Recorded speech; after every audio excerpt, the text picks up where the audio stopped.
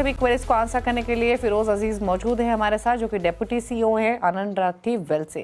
बात करते हैं कुछ और व्यूअर्स से, और सुमंत दास ने एक सवाल भेजा है, सिलीगुड़ी से कनेक्टेड है हमारे साथ। सुमंत जी, गुड इवनिंग, बताइए अपना क्वेश्चन। जी, मेरा 37,000 का एसआईपी है और पिछले 12-15 साल से एसआईपी चल रही है। तो स्टार्टिंग में स्कीम्स मेरी ज़्यादा नहीं थी, 2-3 स्कीम थी, लेकिन एज ऑन डेट मुझे लगता है काफ़ी ज़्यादा स्कीम्स हो गए हैं इन डिफरेंट कैटेगरीज में। तो मैं उसको कंसोलिडेट करना चाह रहा था, किसमें रहें किसमें एग्जिट करें। और दूसरा ये मेरे पोर्टफोलियो एलोकेशन भी ठीक है कि नहीं, मुझे ठीक से मैं कंफ्यूज हूँ इस बारे में भी।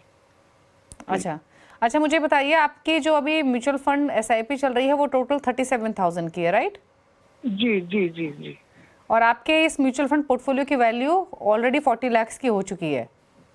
जी जी जी। और आपका जो ये 2 करोड़ का टारगेट है वो कितने सालों का है?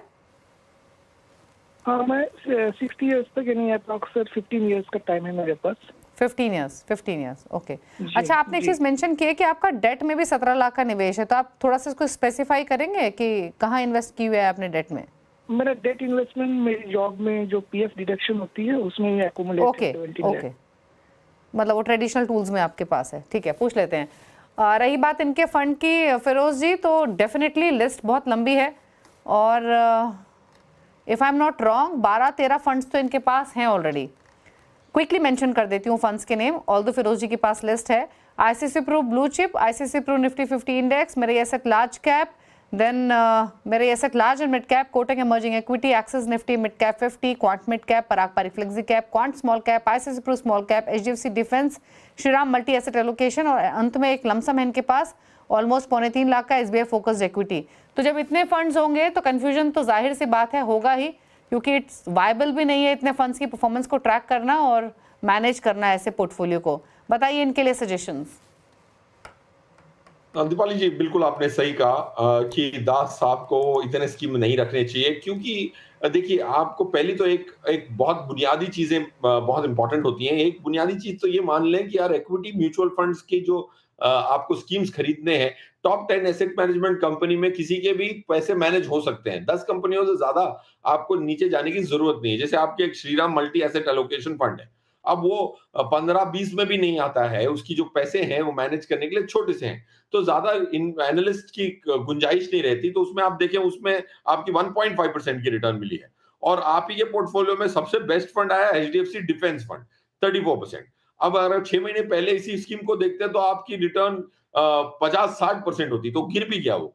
तो पॉइंट 1 इज आप टॉप एएमसी में टिके रहें इक्विटी का पैसा मैनेज करने के लिए। अगर आपको प्रेम है छोटी एएमसी से तो डेट का पैसा जरूर दें उधर, कोई प्रॉब्लम नहीं।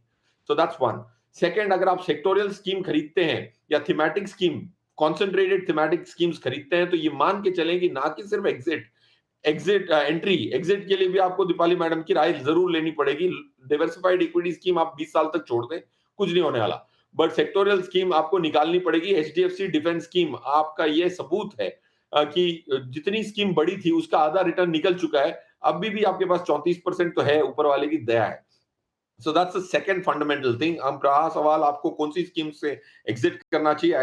एक्सिस की एक स्कीम है, 2 मेराई की स्कीमें हैं, वो दोनों ही एग्जिट करनी है आपको। HDFC defence, Shriram multi cap, ICICI pru small cap और आईसीआईसीआई निफ्टी 50 इंडेक्स फंड भी एक बुनियादी चीज है। इंडिया में निफ्टी को बीट करना फंड मैनेजर के लिए कठिन नहीं है।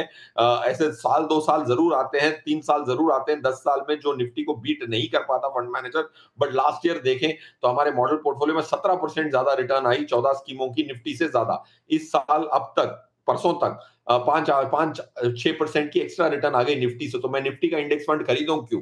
माना कि वॉरेन बुफे साहब कहते हैं, बट वो यूएस में बैठे हैं, इंडिया में नहीं बैठे। तो वो भी एक बुनियादी चीज, 3 बुनियादी चीजें जो स्कीम एग्जिट करनी है वो मैंने बता दी। 3 स्कीम जो एंटर कर सकते हैं, SBI large and mid cap, Canara Robeco multi cap, ICICI dividend yield fund, ये 3 एंटर करें और जो 6-7 स्कीम्स मैंने बोली उसको एग्जिट करने का कंसिडर करें।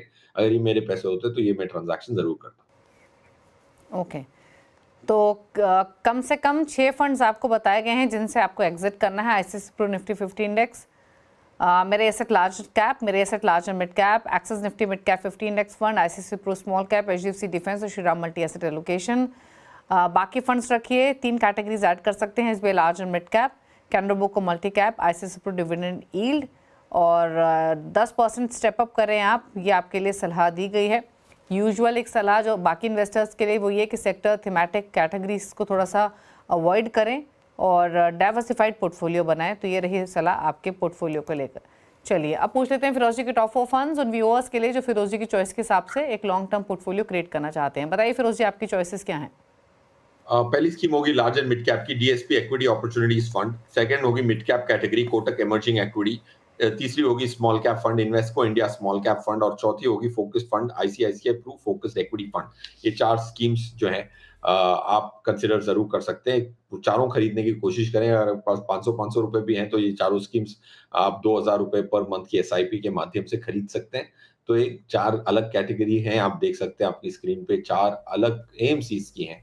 तो एक वेल डिवर्सिफाइड पोर्टफोलियो जरूर बनता है। इसको रिव्यू करने के लिए आप 2 साल में या 1.5 साल में आप वापस लिख के दीपाली जी से राय ले सकते हैं। बट इसकी उम्मीद ये होगी कि आप इसको खरीद के भूल जाएं और मंथली इन्वेस्ट करते जाएं। 6-6 महीने में भाव ना देखें। जैसे रियल एस्टेट का भाव आप नहीं देखते, सोने का भाव आप एक चेन खरीद के हर बार सोने का भाव नहीं देते, तो म्यूचुअल फंड का भाव देखने में अच्छी समझदारी नहीं है। उसको भी 3-4 साल 5 साल का वक्त दें जैसे दूसरे एसेट क्लास को देते हैं आप। बिल्कुल इम्पॉर्टेंट बात कही फिरोज जी ने यहाँ पर कि हर समय मॉनिटर ना करें अपने पोर्टफोलियो को, समय दें, पैसे लगाएं और जैसे बाकी एसेट क्लासेस में इन्वेस्ट करते हैं जिस सोच से, उसी सोच से यहाँ भी पैसे को आपको इन्वेस्ट करना है। कौन से फंड्स में? आपके स्क्रीन पर ICICI Pru focused equity, Kotak emerging equity, Invesco India small cap और DSP equity opportunities. As usual thank you Firoz ji, सभी क्वेरीज को आंसर करने के साथ साथ अपनी एडवाइस शेयर करने के लिए, हमारे व्यूअर्स के साथ अपनी चॉइसेस भी बताने के लिए। Thank you so much. इसी के साथ यौमनी में तो इतना ही। ब्रेक के उस पार भी खबरें जारी हैं। नमस्कार।